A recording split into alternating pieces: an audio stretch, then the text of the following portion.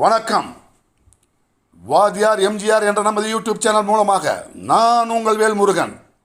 இன்று ஒரு இது எப்படி எடுத்துக்கலான்னு சொன்னால், இது நீங்களே புரிஞ்சுக்கிங்களேன்.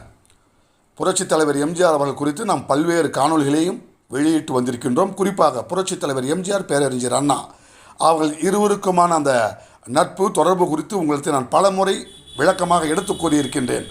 அந்த அடிப்படையில் இன்றைய தினம் பேரறிஞர் அண்ணா அவர்களிடம் சென்ற புரட்சித் தலைவர் எம்ஜிஆர்கள் தனது ஆதங்கத்தை, வருத்தத்தை என்று கூட சொல்லலாம், வருத்தத்தை பதிவு செய்யும் விதமாக